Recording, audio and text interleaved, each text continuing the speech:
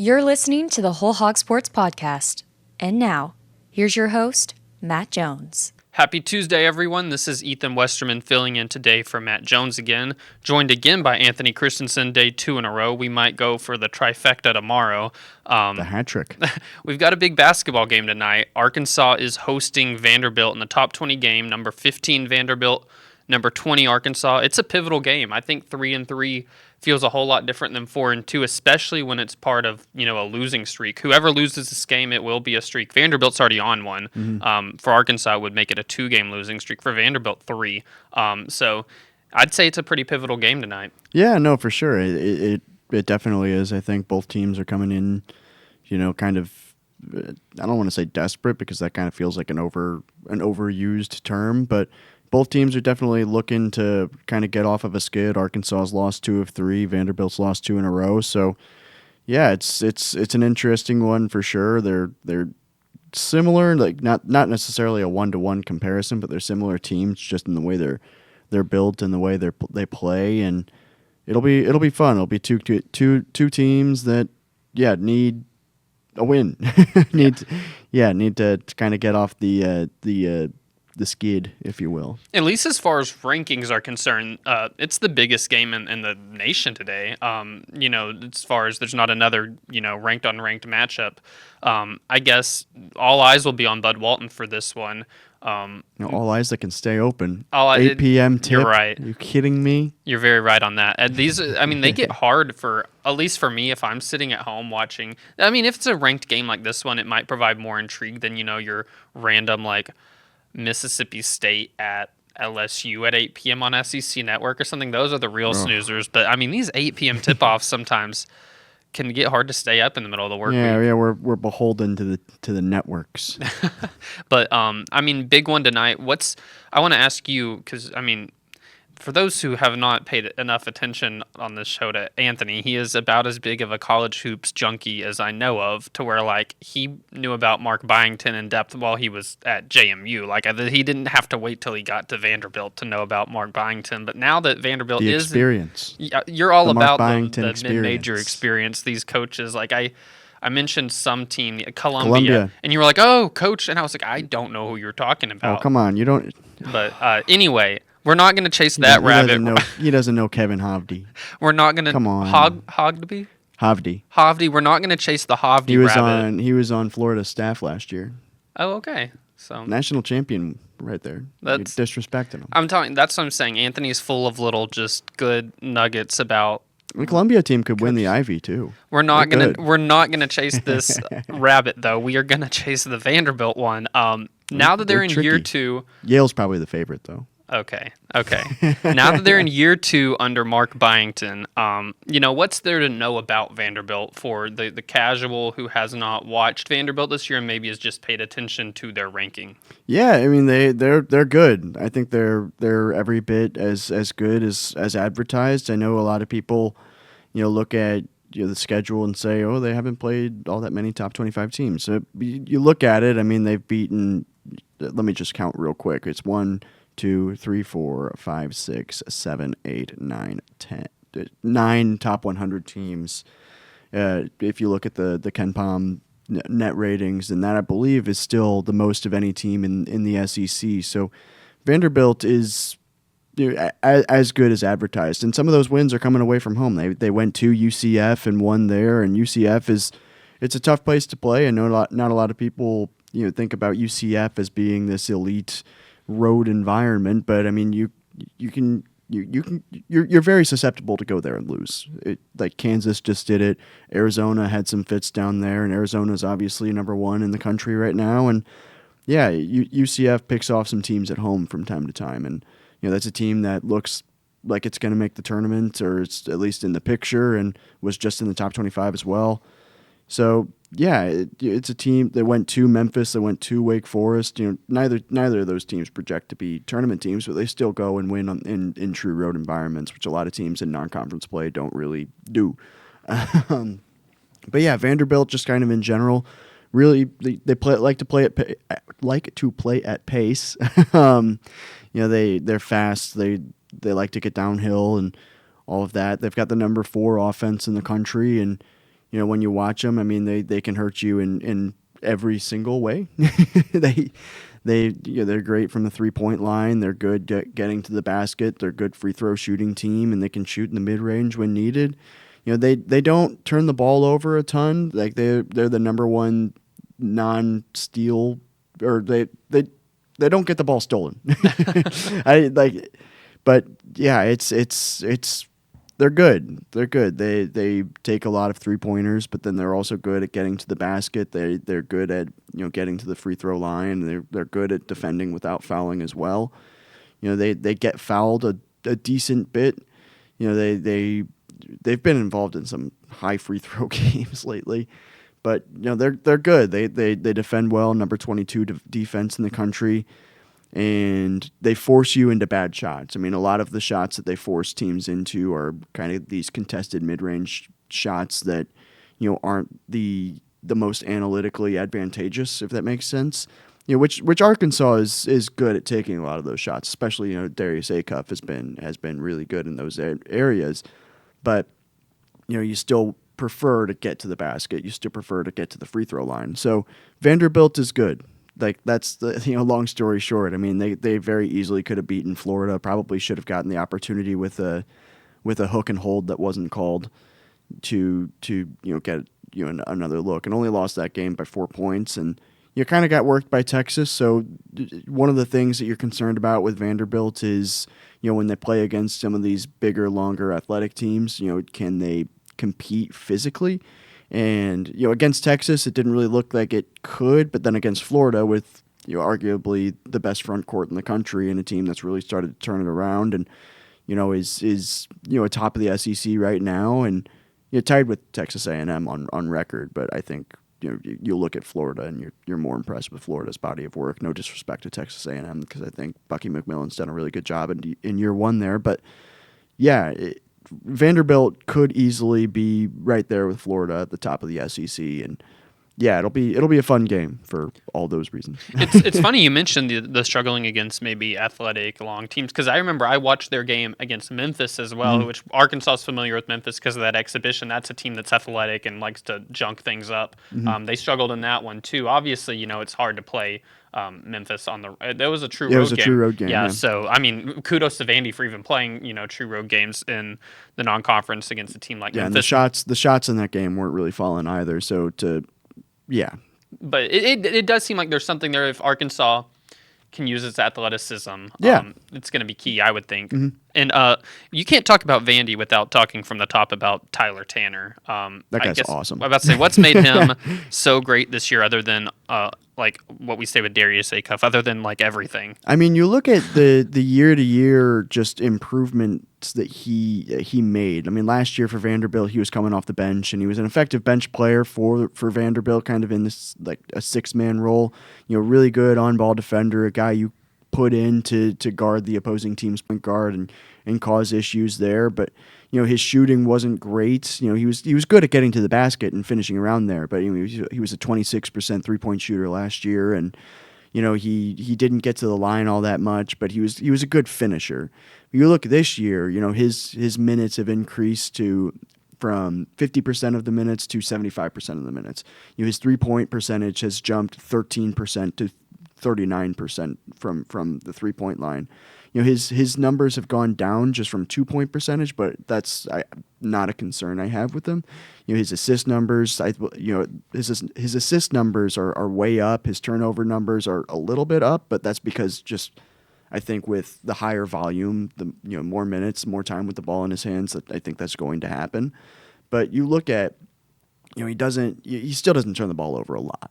It's kind of what I'm saying. He gets to the line a lot more. He's shooting 87% from the free throw line, and he doesn't foul a ton, especially when in SEC play. His fouls committed per 40 is just 2.3, which is really good for a guy who's playing as much as he is. And he gets fouled a decent chunk, which he didn't last year. So you can see the year by year progression. And, he's an effective ball handler, and he's getting the ball over to, be it Tyler Harris or Devin McLaughlin or Tyler Nickel, whoever it needs to be. And, yeah, he's been phenomenal. Like if the season ended right now, he would be one of the probably first team as all SEC players just because of how good he's been, how effective he's been. And, this is a guy who, he's listed at 6 foot. He's probably only just a little bit taller than I am at 5'9", but, he's phenomenal. He gets downhill. He plays at pace. And, for a team that plays the style and with the pace that Vanderbilt does, it's hard to imagine a better fit to be that floor general than what Tyler Tanner has been this season. He's been phenomenal, and he's a ton of fun to watch. Yeah, it's an elite guard matchup tonight between Darius Acuff and him. Acuff obviously leads the SEC in assists. Tyler Tanner is number 3 with 5.2 per game. They're both top 10 scorers in the SEC. That should be a treat tonight, especially, just at the point guard spot. Oh, yeah, no, for sure. I mean, Darius Acuff is obviously the better professional prospect, I think. I don't think anybody's going to come at me and say that's a controversial statement, but, both of them are awesome college basketball players. And, it's going to be a lot of fun to watch. I mean, both those guys are, they're good on ball defenders. Neither of them are going to be the greatest shot disruptors in the world, but both of them can, they've got active hands. They can get their hands in and steal and all that. And, it'll be a lot of fun. It's those two guys, they're both, elite floor generals. They're both guys who can find shots for teammates, create space for themselves to get a shot, drive, basically do whatever you need them to do. So that'll be a lot of fun. Obviously, whenever you look at the Arkansas roster, anybody who watched last season too, you see a lot of familiar names. But if you watch Arkansas this year, it's a totally different team than last year. Last year defense was kind of their calling card. Mm-hmm. This year it's the scoring. It's roster continuity doesn't always mean the same. The same team. Yeah. You look at Vanderbilt, and I do the same thing. I'm looking at their roster. I'm like, man, I recognize a lot of these names. But I heard last night on Coach Cal's radio show, this was kind of brought up how. Yeah, maybe take a few things from last year's scouting report, but you can throw a lot of that away, he said, just because of how they play this year. What's maybe a little bit different about them this go-round? I think the main thing I look at is the addition of Duke Miles. Coming over from Oklahoma, he was a big reason why Oklahoma was an NCAA tournament team last season, and he just kind of he gives them another option. Obviously, he missed a couple of games. I believe he missed South Carolina and New Haven, so those teams stink. No disrespect to South Carolina, who is at the bottom of the SEC, and New Haven, which is in its first year of Division I basketball. But I just think the addition of Tyler or Duke Miles, has been a really big piece of what Vanderbilt wants to do and why Vanderbilt is able to play at the pace it is. He's a guy who gets to the line a decent bit. He's almost a 90% free throw shooter, not quite there, but he's right around it just for the season, and he's a really active defender. So part of the reason why Vanderbilt is the defensive team that it is this season, and is vastly improved on that side of the ball, I think, is because of Duke Miles and just how active he is, and how he's effective in switching and all of those different areas. So he's kind of like a secondary ball handler too. I know he starts alongside Tyler Tanner, but when you have multiple guys who can handle the ball and score at the rate that those guys do, I think that's going to be obviously a big boost to any team. Want to tell you about our friends at Bentonville Glass. Serving its community since 1971, Bentonville Glass is committed, professional, and versatile. Looking for a quality leader in Northwest Arkansas? Looking for skilled craftsmanship? Choose Bentonville Glass for all your glass market needs with the highest quality products. You can come by and see them today at 507 South Main in Bentonville or online at bentonvilleglass.com. Since we're on the topic of Vanderbilt, I just got to mention, I was, watching the college football playoff national championship last night. Go Hoosiers! That was like an electric game. Proud former Indiana resident. Yeah, I just kept the TV on to watch all the post game stuff for a couple hours after it. And it stood out to me, Kirk Herbstreit, after the game was in the booth, and he made the statement, don't think this is a one-hit wonder. Indiana's not going away. Miami is not going away. And then he said, out of left field, these two teams just played, and I don't think Vanderbilt's going away. But I think that's just kind of something that we've all, felt within the past 2 years across the board in sports. It feels like Vanderbilt has really elevated itself. It's always been good at baseball. The football team under Clark Lee has really grown. Men's basketball, you look at them now, and we've been talking all year about how they're an SEC real contender to win it. They very highly ranked. Women's basketball yesterday, they're ranked fifth in the nation, and they beat Michigan on a neutral court. And they played at where Arkansas played Houston. Prudential Center? Yeah, Newark. They played them at the Prudential Center and won a top 10 game, so they're going to be ranked probably like third or fourth come the next poll. It's like Vandy across the board and their sports are putting together like a portfolio of just really elite teams right now. It's been kind of interesting to watch because, Vandy for the longest time was kind of the SEC's, I don't want to say laughing stock, but they were. I mean, people wanted to, like, if you wanted a comparison of, like, what's the bad thing to compare to, it was always like, oh, well, look at what Vanderbilt's done. But you really can't do that with anything right now. It's not too long ago. I remember Vandy went winless in the SEC, maybe 2018-19 season. Yeah, so it's when Bryce Drew was there. Now he's obviously at Grand Canyon. Yeah. He's doing a good job there. But Vandy, yeah, they did go winless. And Vandy has risen from the ashes in a lot of these sports. Their women's basketball team, because I cover that heavily as women's, they were really Sherry Ralph's bad. doing a really good job. She's so good. And then the baseball's the one thing that we've always been all right. The Vandy boys, they're good. But you look at Vanderbilt right now, and I'm like, my goodness, they're really positioning. Like, can you argue there's a team in the major sports in the SEC that's had a more like complete like turnaround, yeah, or just like in the past year, like all their teams are like find another one that has a higher like ranking average, I guess. It's like Alabama's obviously good football and men's basketball. There's a few others, but Vandy has really been in the past year really good at everything. So I guess this is just me taking my moment to say congratulations to the Commodores because they've really got a pretty, solid department right now. And Candace Story Lee is the athletics director there. She's done just I think a phenomenal job. Well, she's done a great job. Anyway, this Vanderbilt basketball team, I guess what's been in your eyes, seeing the transformation of it, been like, obviously you got the coaching change, but like what's been able to make it come together the way that it has? Yeah, I mean, first, obviously, you mentioned it. Mark Byington, I think, is just outstanding, and he's one of your favorite coaches. Like he's awesome. I mean, you talk to anybody just kind of in the coaching industry, and obviously, I've got friends in the coaching industry. I could text somebody and be like, "What do you think of Mark Byington?" And just anybody you would ask that question to, and they'd be like, "Oh, he's awesome." Just like he's always like just out there still trying to learn more things and trying to adapt and build upon what he has. And he's one of my favorite coaches in the country. I think he's just spectacular.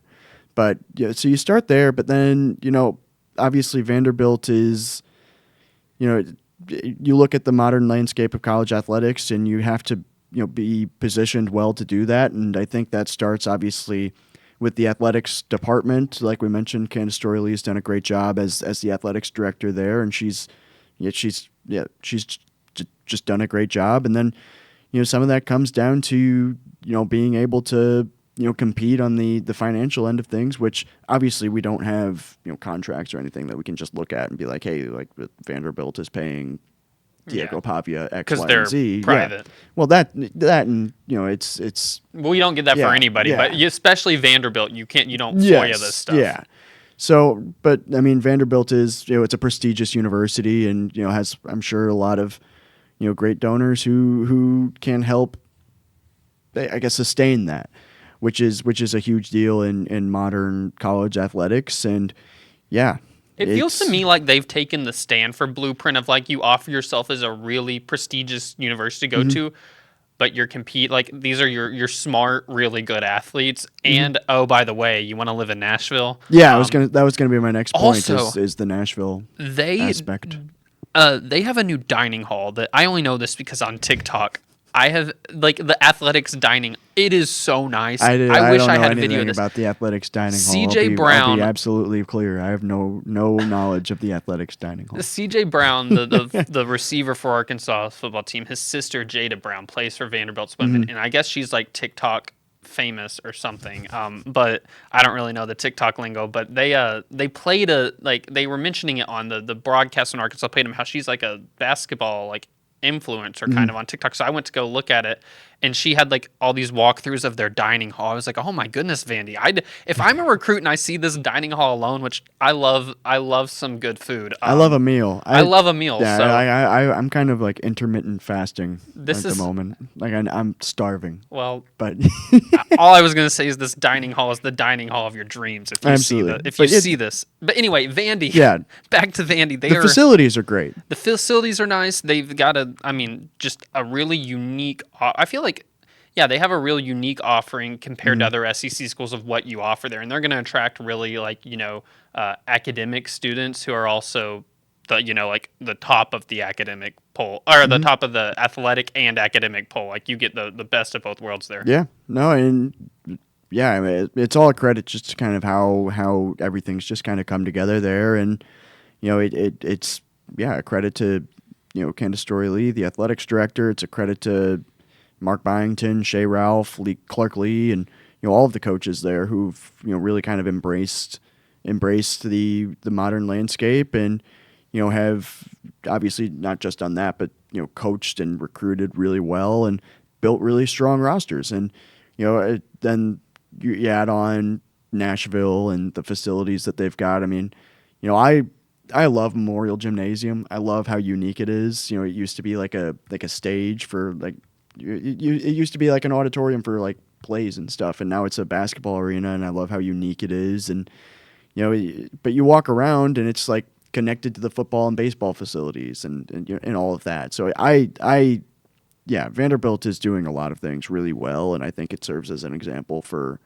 And obviously, it's not going to be 1-to-1, right? I mean, not everybody's going to have the endowment Vanderbilt has, or the allure of being in a big city as well. But it's Dixon isn't quite Broadway. but yeah, no, I mean, Vanderbilt has done a really nice job of taking everything in stride and being, I guess, flexible with how things have kind of shifted in modern athletics, modern college athletics, I should say. Yeah. Pivoting to tonight's game again, Arkansas Vanderbilt. I mean, we've talked at length about how this Arkansas team is kind of searching for, consistency, and I don't think we'll really get that the answer until we see what they do on the road too. But they've been really good at home. We've talked about how obviously the Louisville game was in Bud Walton, electric crowd. They put on a good show. They beat Tennessee at home. The last time they were at home against South Carolina, that was as lopsided as a conference game as I feel like I've seen.